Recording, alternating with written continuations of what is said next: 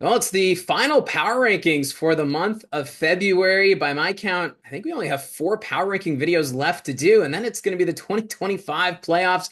We already have several teams that have booked their ticket to the postseason. Well, we've got some pretty good battles going on at both the bottom of the Western and Eastern Conference playoff races. So let's dive into it, looking at the power rankings for this week. And we start off at number 20, the Niagara Ice Dogs. No change from last week as the struggles continue. Niagara going 0-2 on their road trip through Ottawa and Kingston. Niagara now on a 10-game losing streak, and they have fallen to sixth in the Eastern Conference standings.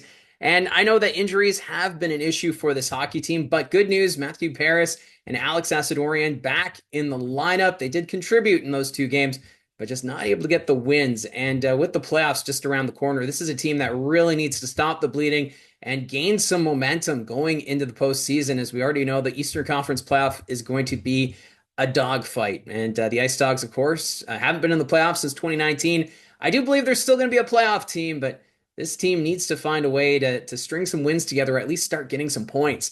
This week, they're going to be in Owen Sound on Wednesday, playing a very desperate attack team. Thursday, they're home to Erie, and then Saturday, they take on the first place London Knights. At number 19, it's the Ottawa 67s. No change from last week. Ottawa, they had a big win over Niagara, and then, Chris Barlas, he led the way for the Barber Poles in that one, but then lost 6-1 to the Brantford Bulldogs. Ottawa now 4 points behind North Bay for the final playoff spot in the East, and the Battalion, they do have 2 games in hand, so things not looking favorable right now for the 67s. Although Sudbury and Niagara, they've been struggling ahead of them in the Eastern Conference standings, so maybe there's the off chance they catch one of those two teams. I don't really feel like that's likely since they're 11 points back of the Wolves and 15 back of the Ice Dogs, but still, uh, the playoff hopes starting to fade a little bit here for Ottawa. This week, they do have a huge matchup at home to the North Bay Battalion on Friday, and then they're home to the Windsor Spitfires on Sunday. At 18, it's the Sioux Greyhounds. No change from last week, and it was a very important weekend for the Greyhounds, playing the two teams chasing them in the Western Conference playoff picture. Chase Reed, he was the overtime hero in the home game against the Guelph Storm.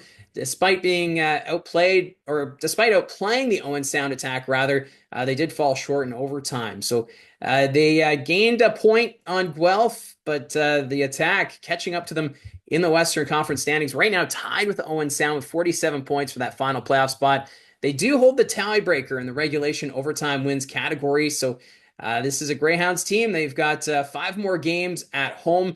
This week, it'll be home to North Bay on Tuesday. Wednesday, they're home to Sudbury. And then Friday, they take on the Brampton Steelheads.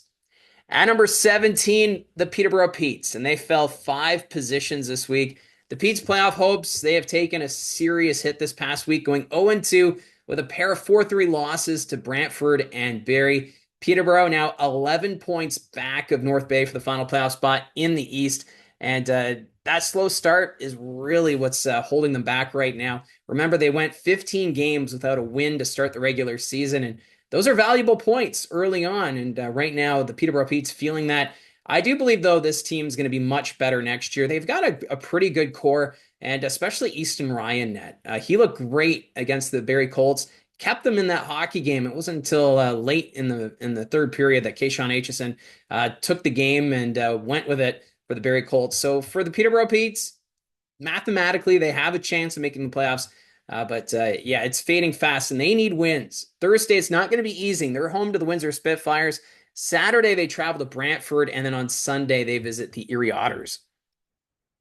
At number 16, I have the Sarnia Sting. No change from last week. Now, the Sting, they managed to snap their 7-game losing streak with a big overtime win at home against the Windsor Spitfires. Lucas Fisher, he had the game winner in overtime to cap off a 4-point night. And then they followed it up with a loss to North Bay. And, they're not out of the woods just yet, as they're holding on to a playoff spot for the Western Conference. But they're just 2 points ahead of the Sioux Greyhounds and the Owen Sound attack, who are tied for that final playoff spot, and 5 points up on the Guelph Storm, who are 10th. So some nail biting going on right now if you're a Sarnia Sting fan for this team potentially getting back into the playoff picture. Now, coming up this week, they have some very important games. It starts Wednesday in Flint.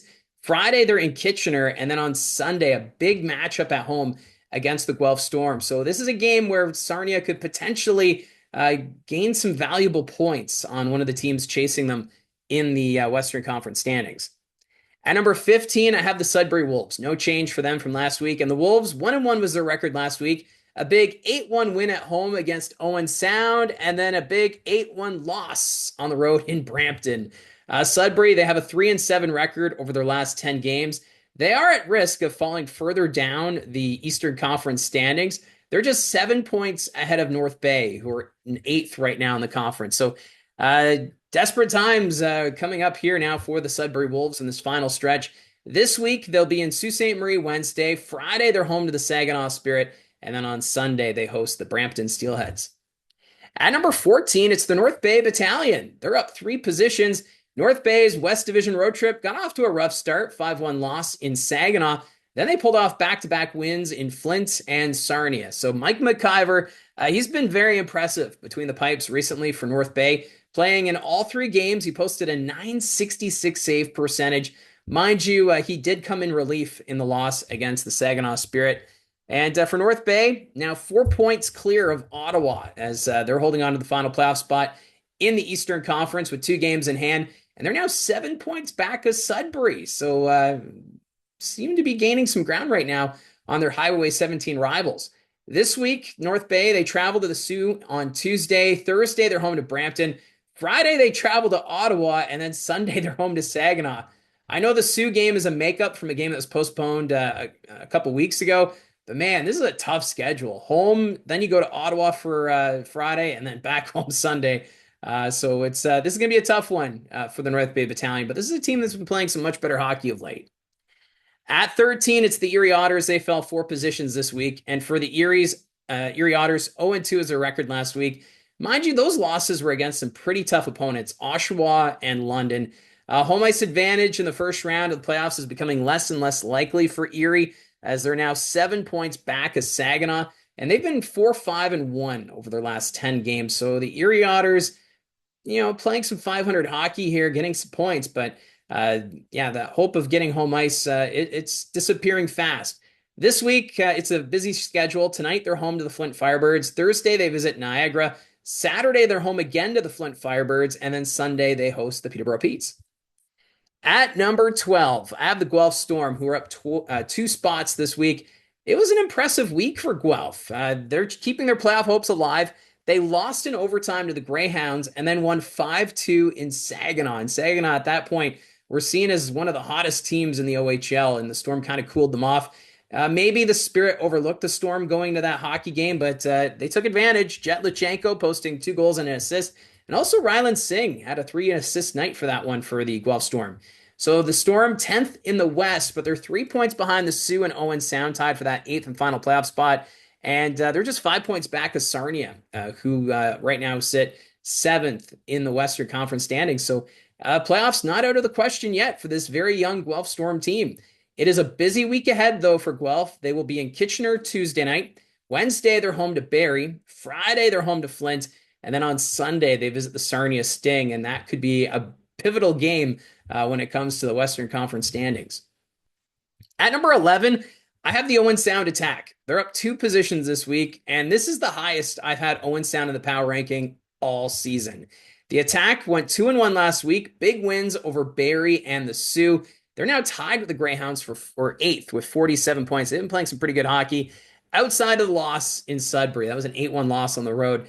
You take that one away, and yes, it's a pretty good week for the Owen Sound Attack. But they've been giving an honest effort, 5-4-1 over their last 10 games. Carter George in net has been making things, pretty steady from the back end out, and it's made it entertaining hockey at the Bayshore. And Owen Sound, I think they're going to be a team that could go right down to the wire to maybe make a playoff spot in the West. This week, they're home to the Niagara Ice Dogs Wednesday. Friday, they visit the London Knights. So that's going to be a tough matchup. And then on Saturday, they're home to the Kitchener Rangers. So this weekend, playing 2 of the top teams in the Midwest Division is going to be a huge test for Owen Sound if they're going to try and make the playoffs. At number 10, I have the Flint Firebirds. No change from last week. The Firebirds, they were 1-1 last week, started with a loss to North Bay, and then a pretty big win over the Windsor Spitfires. Now, the Firebirds are 4-5-0-1 over their last 10 games, so I feel like this team is a safe bet to make the playoffs, but they're just 4 points ahead of the Sioux and Owen Sound. So it's pretty tight, like I said, at the bottom of the Western Conference standings. This week, they're going to be in Erie tonight. Wednesday, they're home to Sarnia. Friday, they travel to Guelph. And then Saturday, they visit the Erie Otters. So all 4 games against teams around them battling it out in the Western Conference standings. So a pretty important week coming up here for Flint. At number 9, it's the Brampton Steelheads, up another 2 spots. The Steelheads climb up the power rankings continue. They went 2-0-1 last week. They played a solid game in that overtime loss to the London Knights, and it was a very entertaining game between those 2 teams. Both Angus McDonnell and Carson Rakoff then went and had hat tricks in their 8-1 win over the Sudbury Wolves as the offense continues to fire on all cylinders. And they're now getting some solid goaltending too from Jack Ivankovic and Braden Gillespie. So things are looking great for Brampton, although they're still 9 points out of first in the Central Division. Coming up this week, they're going to be in North Bay on Thursday. Friday, they visit the Sioux, and then on Sunday, they're in Sudbury. So they're doing the Northern Ontario Road Swing, which is never easy, but for this Brampton team, if they can continue this momentum, they'll just keep on climbing up the standings. At number 8, I have the Barrie Colts. They fell 3 positions this week. And for Barrie, they managed to snap their 5-game losing streak with a 4-3 win over Peterborough. Illness has been a factor during the losing streak, but with how tight things are at the top of the Eastern Conference, you can't be looking for excuses. It was great to see Kayshawn Aitchison take over in the game in the final moments against the Petes. Well, Cole Baudouin right now seems to be in beast mode. He's just carrying the puck with confidence and determination. So the Barrie Colts right now snapping that losing streak. Maybe this will turn their fortunes around because the game in Kitchener, that was a tough watch as they only managed six shots in the first 2 periods of that hockey game, and also the game against Owen Sound. It was tough to get anything going, but again, that could be where health is a factor for this team. But we'll have to wait and see what happens this week because Wednesday they visit the Guelph Storm. Thursday they're home to Saginaw. They're also retiring Kyle Clifford's number that night, so that's going to be a special night at the Saddlemen Arena. And then on Saturday, a big matchup against the Kingston Frontenacs at home. At number 7, it's the Saginaw Spirit. They fell 3 positions. For the Spirit, their 6-game winning streak came to an abrupt end with losses to Guelph and Windsor. And you're not going to win every game. And, for this offense, it's been lethal. This team will likely string some more wins together soon. It might even be as early as this week. We'll have to wait and see. But Michael Misa, he has also set a new franchise record for points in a season, 113 points in 54 games. And he's giving a good case as to why he should be considered maybe the first overall pick for the 2025 NHL entry draft in June. This week, they're going through the Central Division. They're going to be in Barrie on Thursday. Friday, they visit Sudbury. And then on Sunday, they visit the North Bay Battalion. At number 6, I have the Kitchener Rangers, who are up 1 position. And it was a great week for Kitchener. They were 2-0 with a dominant win over Barrie and then an overtime victory over London. Adrian Misljevic, he was the overtime hero in that win against the London Knights, and he seems to be heating up. He's extended his point streak now to 4 games. And for Kitchener, 7 points behind the Knights for first in the Midwest Division, but they only have 10 games remaining. And for the London Knights, they have 3 games in hand. So winning the division, it's looking less and less likely by each game. But still, Kitchener putting in a great effort. Jussi Ahokas was not there. He's back in Finland dealing with some personal matters. But they did extend him to a multi-year contract. So some good news there when it comes to behind the bench as they've got more stability. And this is a Rangers team, I think it's going to make things very interesting in the Western Conference playoff picture. This week for Kitchener, they're home to Guelph on Tuesday. Friday, they're home to Sarnia. And then they visit the Owen Sound Attack on Saturday. So they can have an impact on how things shape out at the bottom of the Western Conference standings. At number 5, the Kingston Frontenacs. They're up 3 positions. The Frontenacs, right now, they look unstoppable on home ice. They have won 13 in a row, which is a franchise record. And Kingston, they went 3-1 last week, and that lone loss, of course, was in Oshawa. And the Generals, they've had Kingston's number all season. For Kingston, just 1 point out of first in the Eastern Conference standings, which is a tie right now between Brantford and Oshawa. And they also have 1 game in hand on both those teams. So Kingston has a bit of an advantage here going into this week. Looking at their schedule, they have a big game at home Friday against the Windsor Spitfires. And then on Saturday, they're visiting the Barrie Colts. At number 4, the Oshawa Generals, up 2 positions this week. The race for first in the East Division, it's going to be fun to follow right down to the end. The Generals right in the middle of it, tied with Brantford with 77 points. Oshawa 2-1 was their record last week, a loss to Brampton. and then wins over Erie and Kingston. Noah Powell, remember he signed at the OHL trade deadline. He's fit in nicely with this Oshawa team. 2 goals against Kingston the other night and 5 points over his last 3 games. So not bad there from Noah Powell. This week, they're going to be in Brantford Friday. That's a huge matchup for the top spot in the East Division. And then they're home to London. And remember, the Generals, they won the first meeting back in London and looking for the sweep this season. So 2 very big opponents on the schedule this week for the Oshawa Generals. At number 3, it's the Windsor Spitfires. No change from last week. And for Windsor, they nearly dropped in the power rankings, but after seeing them handle Saginaw 7-3, I kind of figured they could stay in third for now. We'll have to wait and see how this upcoming week goes because Windsor 1-1-1 was their record last week. 2 losses were a bit of a surprise to Sarnia and Flint. The Flint loss was in regulation and the Sarnia loss in overtime. They have a very comfortable lead, though, in the West Division and will likely finish second in the Western Conference. This week, they are making the tour through the East Division. Thursday, they will be in Peterborough. Friday, they're in Kingston. And then Sunday, they visit the Ottawa 67s. At number 2, the Brantford Bulldogs. No change from last week. Nick Lardis, he continues to be the top story when it comes to the Brantford Bulldogs, as he's now sitting at 63 goals. I think I'm going to have to do a video doing a deep look at Nick Lardis for his season and his OHL career because the Bulldogs right now, 2-1 is their record. Their lone loss was in Kingston, where the Frontenacs have been lights out. Brantford, they're first in the East now with 77 points, tied with Oshawa, and 1 point up on Kingston in a very entertaining East Division race. This week, they're home to Oshawa, so that'll decide who will be first in the East Division. And then Saturday, they take on the Peterborough Petes.